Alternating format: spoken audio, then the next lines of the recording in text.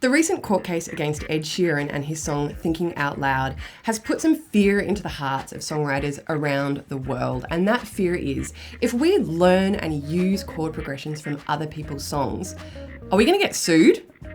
In this video, we're going to show you 6 ways to modify a chord progression that you've actually learnt from another song. However, more than just being a great way to avoid a lawsuit, these 6 strategies will actually make you a much better songwriter. And later in the video, we're going to show you a very, very famous song from arguably the greatest and most original songwriters in the world that actually uses essentially exactly the same chord progression from another of Marvin Gaye's most famous songs, but that song has not been the subject of a lawsuit to date, and I'm going to suggest the reasons why.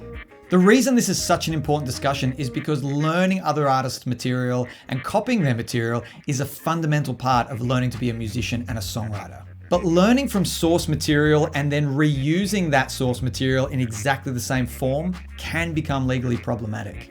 We encourage all the students in the university classes that we teach and the thousands of songwriters that we have worked with and collaborated with to learn through copying and imitation. That is the best way to add to your chord vocabulary. It's a super important part of the creative process. But the real value comes from taking this material and pulling it apart, messing with it, making it your own, passing it through your own filters. And really turning it into something that sounds like you rather than sounds like an imitation of someone else. So let's dive into 6 strategies for modifying chord progressions so you can learn from great songs, but also make those chord progressions your own. Strategy number 1, change the tempo of the song. Changing the tempo of a song by as little as 10 beats per minute can radically alter the whole energy and feel of a song. So the song Let's Get It On by Marvin Gaye was the song that Ed Sheeran's song Thinking Out Loud was being compared to. And Marvin Gaye's song was around 85 BPM. That was the tempo. Ed Sheeran's song was at a very similar BPM. So if we just have a listen to what 85 BPM sounds like. You gonna play that chord progression? I'm gonna play the chord progression. All the right. original Marvin Gaye chord progression. Here we go.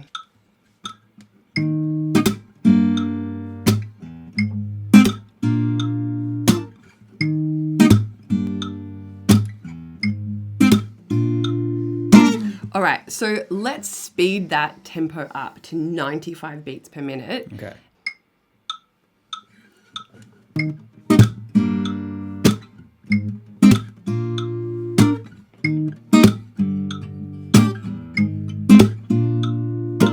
So that's 10 beats per minute faster. So here we are at 75 beats per minute. Okay, so 10 BPM slower.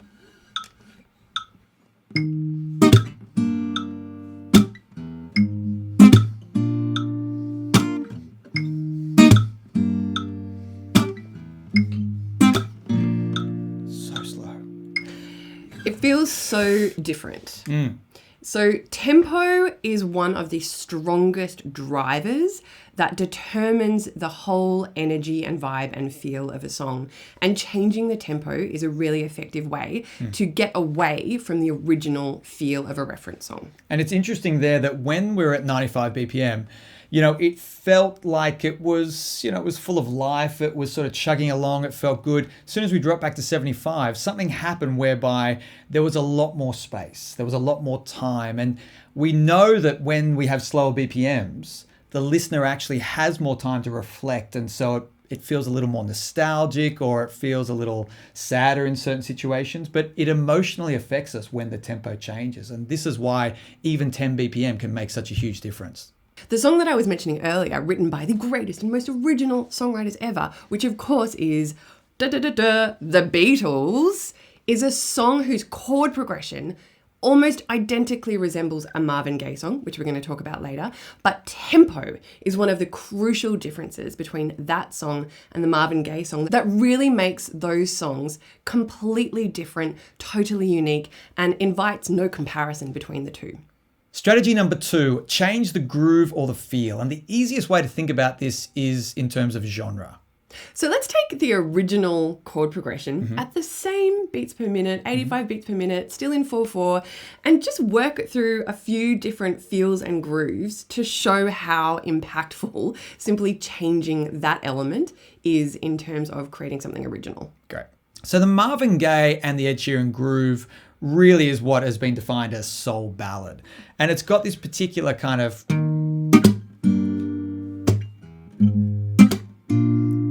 was like 1, 2, and 3, 4, and 1, 2, and 3, 4. We can take that groove and now play it more like a rock tune, perhaps, which would be 2, 3, 4.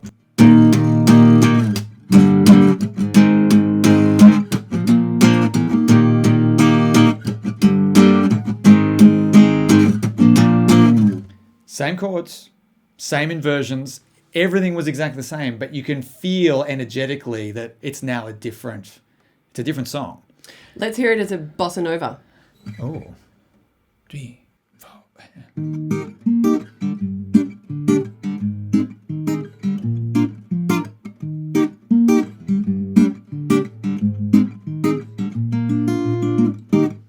Nice. Let's hear it as a acoustic singer-songwriter folk song. 3, 4.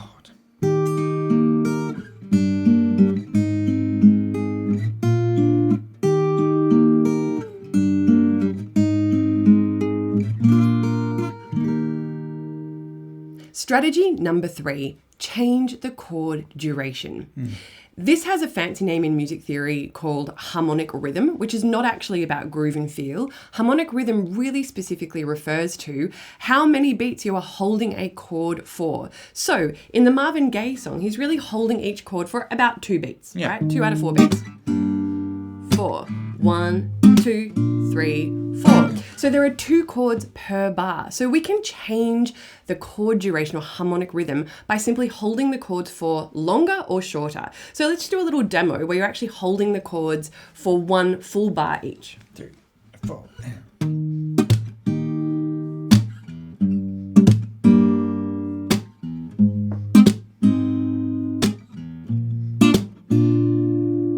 So it drastically alters the feel of a chord progression if you change nothing else but the harmonic rhythm. And I want to drop another little hint here that the Beatles song that we're going to talk about at the end uses harmonic rhythm really effectively to further create differentiation from the Marvin Gaye song whose chords are basically identical. So that was an example of holding the chords for longer. What happens if we hold the chords for less time? What happens if we go 3, 4, and... Actually changes the groove.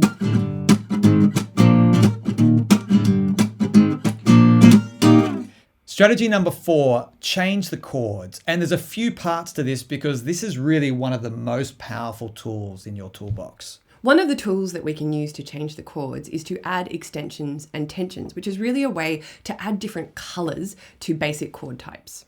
So the chords we've been playing with are essentially being played as triads. E flat major, G minor, A flat major, B flat major. Now with those major chords, we can do a lot with them. We can, for example, play that E flat as an E flat 6. Beautiful. The G minor we can play as a G minor 9. The A flat major we can play as an A flat major 7. And the B flat we can play as a dominant chord or an 11 chord. And so what you're hearing is really the same 4 chords, but we're transforming them and we're making them sound more colorful because we're adding these new notes to them. And so let's hear what this might sound like as a progression.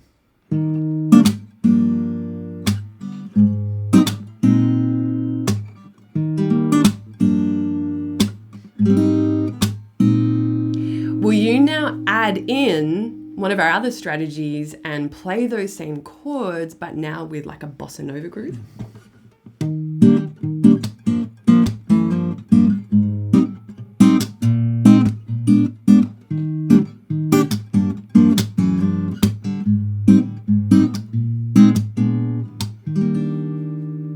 One of the things you can really feel there is how combining any 2 of these strategies will radically alter the original feel of whatever the reference progression is that you are learning from. Another way to change the chords is to pick different inversions. And this again is such a powerful tool to have as a songwriter because if you've got one way of playing the chord, that's okay, but having a few different ways to play the chord really opens things up for you. So inversions really mean that we're either playing the chord off the root, Generally off the 3rd or the 5th are our other two go-to options. So here we have the E flat to the G minor, to the A flat major, to the B flat major, all in root position. Even if we just went E flat, G minor, and then instead of playing the A flat here in root position, we played it off its 3rd, which is a beautiful sound. And then play the B flat also off its 3rd. So here's the original sound. And here's the modified sound. Really lovely and quite noticeably different. Very different. It's important to understand that, especially on guitar and piano, chords can be played in a variety of positions, and playing those chords in different positions creates a very different sound. And I recently made a video you can check out here which shows you how to play a variety of simple chords in different positions on the guitar. So by demonstration, let's just hear the same chord progression in a different position.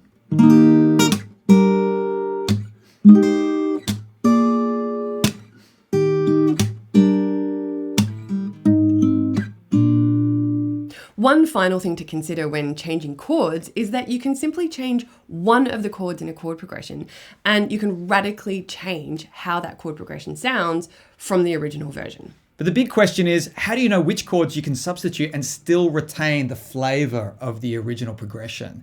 And it turns out there's a really easy way of working this out. So every key has 7 chords, which we call diatonic to the key. So in this song, we're going from the 1 chord to the 3 chord, to the 4 chord, to the 5 chord, cycling round and round. And in any key, each chord has at least one partner chord that is its substitute. And what that means is if you substitute that chord for its partner chord, it's going to sound different, but really retain the same function. And this idea of chord functions in a key is really foundational to understanding how chords relate to each other in a key. And you can find out all about that in this video right here. And there's a beautiful PDF you can download which shows it and explains it, and you can have that as a reference. But let's talk about this song for a second, because this song goes 1, 3, 4, 5. Let's talk about the 4 chord. Now, the 4 chord has 2 chords that we can substitute that are going to really serve the same function in the chord progression, but are going to add that little flavor of difference that's going to move it away from the original chord progression. So let's, instead of playing 1, 3, 4, 5, play 1, 3, 2, 5 and see what that sounds like.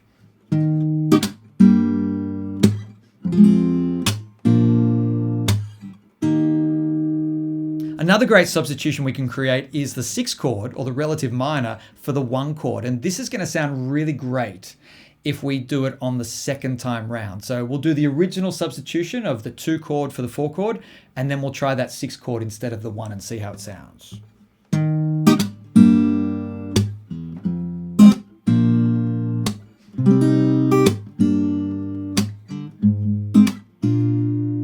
One of the other beautiful things that happens there is we have taken the original 4 chord loop and turned it into an 8 chord cycle, which creates a really different feel.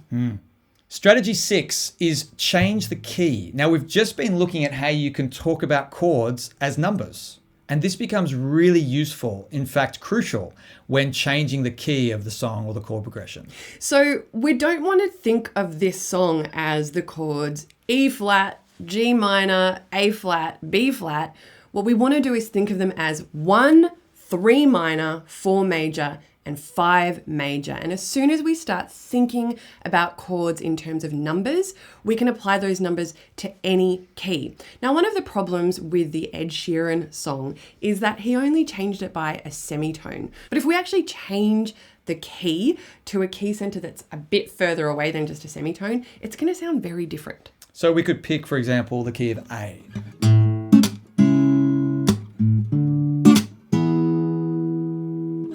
The real power of these strategies is actually in combining 2 or 3 of them together.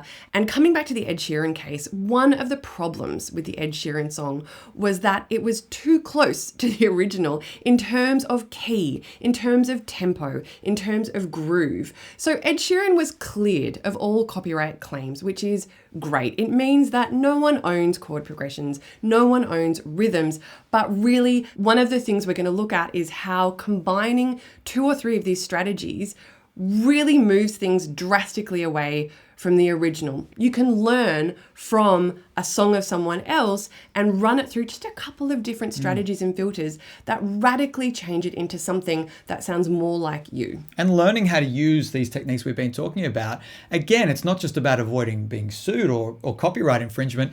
It's really about enhancing or expanding your toolkit so that you can write lots of different kind of songs and really expand your own repertoire. Okay, time to reveal the Beatles song that we've been talking about throughout the whole video. What is it? It is the song Come Together by the Beatles, which is almost exactly the same chord progression to the song Heard It Through the Grapevine by Marvin Gaye.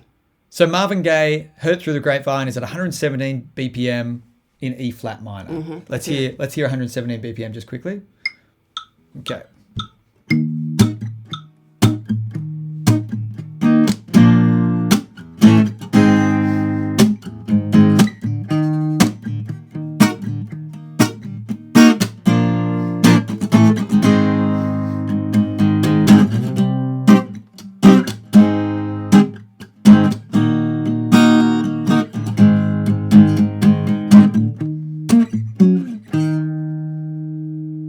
So let's compare that to the chord progression in the Beatles song Come Together, which you are going to see uses the same combination of chords. It uses the 1 minor chord, the 4 chord, the 5 chord, and then that very characteristic leap to the 6 minor chord, which is unusual in a minor key, which is why these songs' chord progressions, actually when you break them down, are essentially the same chord progression. The key differences here are the Beatles song is in the key of D minor. Again, it's actually only a semitone away from the Marvin Gaye song, but the key differences here are the tempo. The Beatles song is 85 beats per minute. The harmonic rhythm is different. The Beatles really hold the chords for a lot longer than the Marvin Gaye song. And of course, the whole groove is different in this song.